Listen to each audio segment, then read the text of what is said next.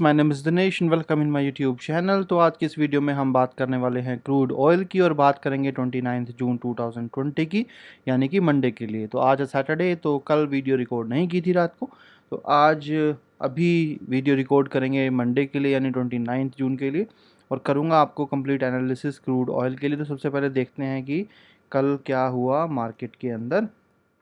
तो यहाँ पर 26 जो हमारा जून था यानी कि कल लास्ट फ्राइडे, और मैंने आपको बताया था कि फ्राइडे को मार्केट जो है वो कभी भी उस डायरेक्शन में नहीं जाता जिस डायरेक्शन में हम एक्सपेक्ट करते हैं। तो देखिए, कल मैंने आप लोगों को क्या बताया था कि मार्केट जो है, यानी कि यहाँ पर मैंने आपको बताया था कि मार्केट जो है वो ऊपर जाने के लिए तैयार बैठी है, यानी कि एक छोटा सा पुश ऊपर की तरफ मार्केट को ऊपर ले जाएगा। और मैंने आपको बताया था कि जब 26 की मार्केट ओपन होगी तो तकरीबन 9, 10, 11 और 12 और तकरीबन 1, यानी कि 9 बजे से लेकर 1 बजे तक, यानी कि 4 घंटे का टाइम फ्रेम मैंने आपको क्लियरली बताया था कि अगर मार्केट के 4 घंटे लगातार 4 कैंडल आपको ऊपर की तरफ बनती हैं या फिर नीचे सेल मतलब बन जाए बट ट्रेंड जो है वो ऊपर की तरफ रहे, तो डेफिनेटली जो है आपको जो मैंने लेवल दिया था इसी कैंडल का हाई कि अगर अगर जाता है ऐसे करके तो आप जो है बाय करेंगे, राइट। पर आप देखेंगे कि पहली कैंडल जो थी वो गैप अप ओपन हुआ, बिल्कुल एग्जैक्ट वैसे ही हुआ जो मैंने आपको बताया था कि गैप अप ओपन होने के बहुत ज़्यादा चांसेस हैं। बट मार्केट ने ये दिखा के लोगों को कि क्योंकि इसके गैप अप के साथ हुआ ये कि MACD, मूविंग एवरेज सभी के क्रॉसओवर्स बन गए, तो लोग यहाँ पर क्या हुआ फंस गए। क्यों? क्योंकि उन्होंने सोचा कि मार्केट जाएगी ऊपर। अब ऊपर जाने की वजह से उसके बाद क्या हुआ, मार्केट ने नीचे डिप लिया।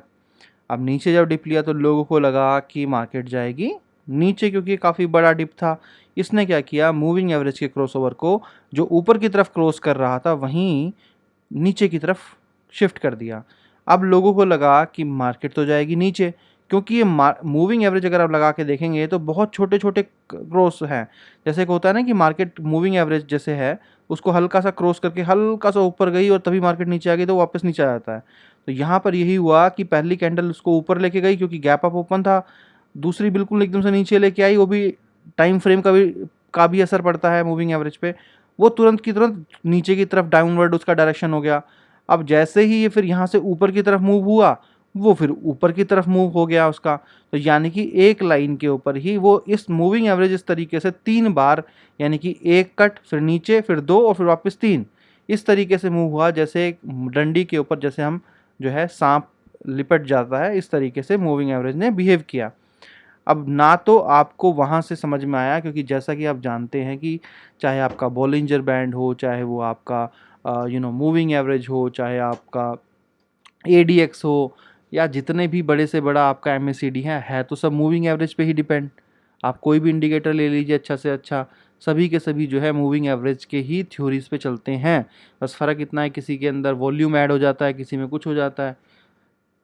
ये जो फ्लक्चुएशन था यहाँ पे ऊपर फिर हल्का सा नीचे फिर ऊपर, और ये इतना बड़ा फ्लक्चुएशन नहीं था। इवन अगर आप बहुत ज़्यादा जूम करके देखेंगे तो ही आपको दिखेगा कि हाँ मूविंग एवरेज ऊपर की तरफ जाके वापस नीचे आ रहा है। अब यहाँ पर क्या हुआ देखिए, यहाँ पर जो है मैंने जब ये वापस ऊपर गया तो मैंने देखा कि इसका हाई जब मैंने देखा, देखिए इसका हाई 83, इसका हाई क्या 77, इसका हाई कितना 78। जब इसने हाई ब्रेक किया 83 यानी कि 78 का हाई ब्रेक किया, तो यहाँ पर मुझे फील हुआ कि क्योंकि इस कैंडल ने 14 बजे की कैंडल ने इनका हाई ब्रेक किया, तो मुझे ऐसा फील हुआ कि यहाँ से जो क्या होना चाहिए, मतलब ऊपर की तरफ जाना चाहिए। बट क्योंकि मूविंग एवरेज जो थी यहाँ से इसने ये ऊपर भी दिखाया, बट ऊपर दिखा इसने यहाँ से, मतलब जब मूविंग एवरेज नीचे आई तो यहाँ से मूविंग एवरेज को ऊपर जाना चाहिए था, बट यहाँ से मूविंग एवरेज जो है वो ऊपर नहीं गई। अगर आप ध्यान से देखेंगे तो जो बीच वाली कैंडल है उसने लो जो था वो इतना ज़्यादा बनाया था पहले कि मूविंग एवरेज ने, अगर इसकी, क्योंकि मूविंग एवरेज तो इसके हाई और लो की एवरेज निकालती है, तो जो जब उसने एवरेज अगर निकालती थी मूविंग एवरेज, तो ये ऊपर जो है वो मूविंग एवरेज नहीं गई थी। तो यहाँ से क्लियरली पता चल रहा था कि ये ऊपर दिखा तो रहा है बट ऊपर शायद जाएगा नहीं। बस एक फैक्टर था जिसने लोगों को कंफ्यूज किया, फिर से इसने अपने प्रीवियस 2 हाईज को ब्रेक किया था। तो जो हाई जब ब्रेक होता है तो उससे पता चलता है कि मार्केट जो है वो तकरीबन तकरीबन ऊपर जाएगी। तो हुआ ये कि अगली कैंडल आप जब देखेंगे तो वो ऊपर गई ही नहीं, यानी कि जिसने भी बाय किया था वो सारे के सारे स्टॉप लॉस इस कैंडल पे हिट हो गए होंगे, क्योंकि ये तकरीबन 83 के बाद नीचे 47 पे यहाँ पर आ गया। तो जितने भी होंगे 20-25 रुपये का, 20 रुपये का स्टॉप लॉस सबके हिट हुए होंगे, 30 रुपये के। अब देखिए हमने यहाँ पे क्या किया, जब आप देखेंगे तो हमने जो इसको मैं छोटे टाइम फ्रेम पे आपको दिखाता हूँ।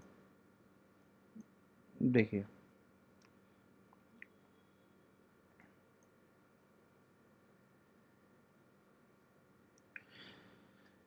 देखिए जब ये यहाँ आया, इसने यहाँ पर नीचे ऊपर, देखिए जब मैंने आपको कई बार समझाया है कि जब दो बड़े हेड इस तरीके से बन जाएं तो मोस्ट ऑफ द टाइम जो सेकंड हेड जो बनता है, जो अगला यानी कि लेटेस्ट बनता है, लेटेस्ट कैंडल जब बनती है, दो सिमिलर कैंडल्स बनने के बाद अगर आप देखेंगे इसका 82 था, इसका 83 था, तो यहीं पे क्लियर हो गया था कि मार्केट यानी कि अगर अब ऊपर जाके इसके हाई को ब्रेक करेगी तो ही मार्केट जो है ऊपर भागेगी। और 95% केसेस के अंदर जब भी इस तरह के टॉप 2 बॉटम्स बनते हैं तो मार्केट जो लेटेस्ट जो कैंडल बनती है, चाहे वो रेड बने चाहे ग्रीन बने, उसी डायरेक्शन में जाती है। तो मैंने तुरंत की तुरंत क्या किया, जब मैंने इस कैंडल का लो देखा तो मैंने देखा इस कैंडल का जो लो है वो क्या है, 2951। ठीक है, 2951 जो उसका लो था, तो मुझे लगा कि तकरीबन अगर 51 इसका लो है तो सेफ सेल कॉल क्या हो सकती है, 49 मुझे लगा। क्यों? क्योंकि नॉर्मली आपने देखा होगा कि जो 5 की डिजिट्स होती हैं, यानी कि 45, 50, 55, 60, जो 5 की जो डिजिट्स होती हैं वहाँ पर आके हमेशा प्राइस जो है वो अटकता है।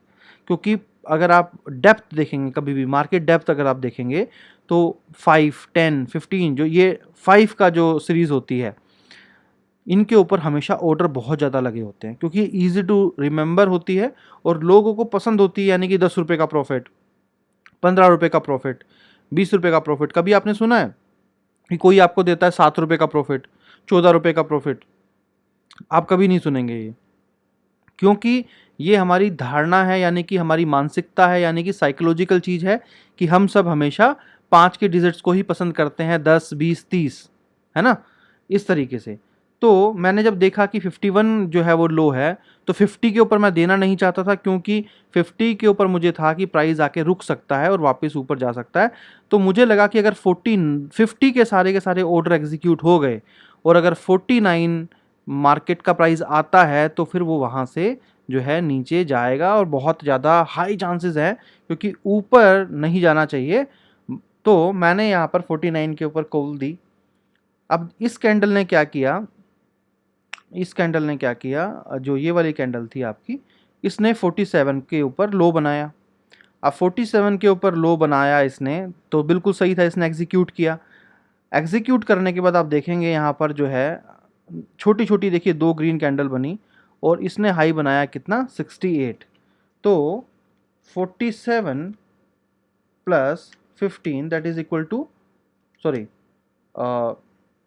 ये कितना हाई है, 68। तो 68 minus 49 that is equal to 19 rupees, right. अब आपको पता है कि मेरा जो स्टॉप लॉस होता है वो होता है कितने का, 15 रुपीज़ का। तो यानी कि सिर्फ 4 रुपये से मेरा स्टॉप लॉस इसने हिट किया, है ना।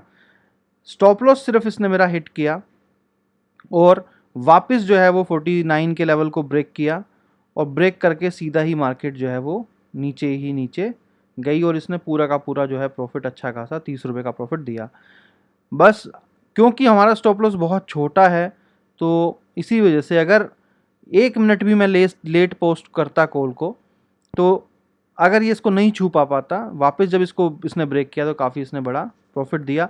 कॉल बिल्कुल सही थी, क्योंकि स्टॉप लॉस छोटा है तो कई बार इस तरह की प्रॉब्लम्स हमें आती हैं। क्योंकि इस महीने में जितने भी हमारे स्टॉप लॉस हिट हुए हैं 4, वो सिर्फ और सिर्फ इसी की वजह से हुए हैं। कॉल सही थी, प्राइस प्रॉफिट में ही गया, बट अगर कुछ मिनटों की लेट या जल्दी देने से कई बार इस तरह की प्रॉब्लम हो जाती है क्योंकि स्टॉप लॉस छोटा है, तो कई बार टच करके वो स्टॉप लॉस हिट करके वापस चला जाता है। चलिए कोई बात नहीं। जैकपॉट के अंदर भी हमने दिया था 50 के ऊपर बाय, तकरीबन 50 की कॉल इधर यहाँ पर, इस ताकि इसका जो लो था इसके आसपास मैंने 50 के ऊपर ही यहाँ पर मैंने क्या किया, इसका अगर आप देखेंगे 48 है, इसका देखिए लो 47 है, तो मैंने इसी हिसाब से 50 के ऊपर बाय दिया। क्यों बाय दिया? क्योंकि मार्केट जो थी वो लग रही थी कि बाय की तरफ ही वापस, यानी कि क्योंकि 6-7 ही बजे थे तो बहुत ज़्यादा चांसेस थे, क्योंकि नीचे जाने के तो इतने ज़्यादा चांसेस नहीं थे, बट बहुत ज़्यादा चांसेस थे कि मार्केट जो है वो लास्ट पे टाइम पे, यानी कि 8 बजे या 8:30 बजे बहुत स्पीड से ऊपर जाएगी। किस तरीके से? जैसे यहाँ गई थी, राइट, जैसे यहाँ गई थी, क्योंकि ये जो गिरना था ये अनएक्सपेक्टेड था। मार्केट का ट्रेंड बाय था पर ये अनएक्सपेक्टेडली नीचे गिरी। अब नीचे अनएक्सपेक्टेडली गिरी तो मुझे ये नहीं पता था कि मार्केट जो है वो कितना गिर सकती है, क्योंकि जैकपॉट कॉल जो हमारी होती है उस पर मिनिमम टारगेट 20 रुपये का होता है। तो मैं ये श्योर नहीं था कि क्या ये 20 रुपये 30 रुपये गिर सकती है, क्योंकि उसका टारगेट बड़ा है तो उस हिसाब से सोचना पड़ता है। और पर ये गिरती रही, यानी कि बीच में थोड़ा अप डाउन हुआ पर ये नॉर्मली गिरी। बट जो मेरी एक एक्सपेक्टेशन थी कि सेल जो है वो 20 रुपये के लिए सिक्योर नहीं है, क्या पता उतना मार्केट ना गिरे, 1-2 रुपये से टारगेट भी मिस हो जाए। तो ये जो थोड़ा सा मिस कैलकुलेशन था, वो कभी किसी को नहीं पता चल सकता कि मार्केट कितना गिरेगी या कितना ऊपर जाएगी। अगर किसी को इतना ही पता होगा तो वो तो भगवान ही बन जाएगा। अब मार्केट जो है वो नहीं ऊपर गई यहाँ पे, राइट, और मार्केट जो है थोड़ा सा मूवमेंट जो है वो लेती रही, हल्का फुल्का ऊपर और नीचे। अब देखते हैं कि मार्केट जो है वो कहना क्या चाहती है या क्या होगा। ठीक है, तो चलते हैं इंडिकेटर के ऊपर। और इंडिकेटर के ऊपर सबसे पहले अगर मैं लास्ट की बात करूं तो देखिए, पीछे का छोड़ ही दिया, मैं आपको एक्सप्लेन कर दिया है कल की मार्केट का कि हमने कहाँ पर किस तरीके से कॉल ली, क्या ली। अगर मैं आपको दिखाऊं यहाँ पर तो आप देख सकते हैं, है ना। आपका कहाँ गया इंट्राडे में? देखिए, आप देखिए कॉल जो दी थी हमने 2949 पे दी थी, 64 था स्टॉप लॉस, और सिर्फ स्टॉप लॉस हिट करके प्राइस नीचे चला गया। 4 बजे हमने दिया था, और ऐसे ही जैकपॉट की जो कॉल है वो ट्रिगर ही नहीं हुई। और डे एंड जो मैंने लिख दिया यहाँ पर, ये थी जैकपॉट की कॉल, टाइमिंग आप देख सकते हैं। तो 2950 पे थी, ये एग्जीक्यूट ही नहीं हुई, ट्रिगर नहीं हुआ, तो डे एंड हो गया। तो वही है। अब अगर हम लास्ट की बात करें, देखिए अभी क्या है, जब मार्केट का प्राइस यहाँ से गया, रिवर्सल लाइन को उसने डायरेक्टली यहाँ पे क्रॉस किया तो मार्केट ऊपर ही गई। कहाँ से? तकरीबन इसका कैंडल का हाई क्या था? हाई है 908, और हाई फिर गया कहाँ तक? 20 तक, राइट। तो यहाँ पे गया। अब आप देखिए इसने क्या किया, वापस आके रिवर्सल लाइन को यहाँ पर टच किया और इसने नीचे इसको नहीं जाने दिया। यहाँ पर क्या हुआ, रेड क्लाउड बना छोटे टाइम फ्रेम पे बहुत ज़्यादा, बट आप देखेंगे इसने रिवर्सल लाइन को टच करके रखा हुआ है। थोड़े बड़े टाइम फ्रेम पे अगर हम देखें तो बिल्कुल क्लियरली जो है वो बेरिश मूवमेंट है यहाँ पर। और अगर आप देखेंगे तो प्राइस जो है वो अब ऊपर की तरफ पुश हो रहा है, क्योंकि ये जो एरिया है यहाँ पर काफ़ी बड़ा जो है रेसिस्टेंस क्रिएट है 15 मिनट के चार्ट के ऊपर। सॉरी, ये बड़ा एरिया जो सपोर्ट एक यहाँ पर काफ़ी बड़ा बना हुआ है, यानी कि ये लेवल जो है वो ब्रेक नहीं हुआ। उसने काफ़ी बार इसको ब्रेक करने की कोशिश की, प्राइस जो है वो ऊपर चला गया। इसको थोड़े से और बड़े टाइम फ्रेम पे अगर हम देखें, यानी कि 1 घंटे के ऊपर, तो अब इम्पोर्टेंट क्या है? इम्पोर्टेंट है आपका बाय लेवल जो है वो तकरीबन ये आपका बाय लेवल है। ये अगर मैं बोलूँ उसको 2978, यानी कि 2980 जो है वो आपका बाय लेवल है। और अगर मैं सेल लेवल की बात करूँ तो देखिए, एक सेल लेवल तो आपका ये बनता है, क्योंकि यहाँ पर 2 बार रिजेक्शन आया है और ये नीचे नहीं गया। और एक और आपका सेल लेवल बनता है, इसको आप टारगेट भी बना सकते हैं। ये अगर आप यहाँ पर ट्रेड लेते हैं तो ये आपका पहला टारगेट, आप इसको ले सकते हैं। और अगर आप इसको इस लेवल पे ट्रेड नहीं लेना चाहते सिक्योरिटी रीजंस की वजह से, अगर मार्केट गैप डाउन ओपन होती है तब, अगर मार्केट गैप डाउन ओपन होती है तो अब डेफिनेटली आप नीचे वाला जो है वो ले सकते हैं एज अ सेल लेवल। ठीक है, और मार्केट गैप अप ओपन होती है तो कोई दिक्कत नहीं है। बट क्लियरली एक चीज़ बोलूँगा आपको, बाय लेवल को डायरेक्टली जब पहली बार में ही ये इसको हिट करे प्राइस, तब नहीं लेना है। यानी कि जिस भी कैंडल जो भी कैंडल इसको ब्रेक करेगी उसी के हाई के ऊपर आपको वेट करना है कि दूसरी कैंडल क्या उसके ऊपर जा रही है, तब आपको बाय लेना है। क्योंकि रिवर्सल लाइन के बहुत पास है बाय लेवल, तो हो सकता है ये इस तरीके से टच करके नीचे की तरफ ही पुश हो जाए। तो आपको क्लियर देखना है कि क्या कोई कैंडल जो है वो इसके ऊपर क्रिएट हो रही है, अगर बनती है तभी आपको जो है बाय की तरफ जाना है, अदरवाइज़ नहीं जाना है।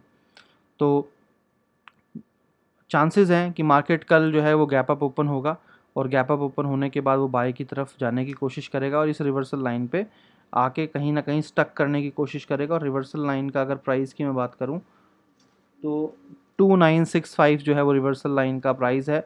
तो 2965 के आसपास जो है प्राइस आके अटक सकता है।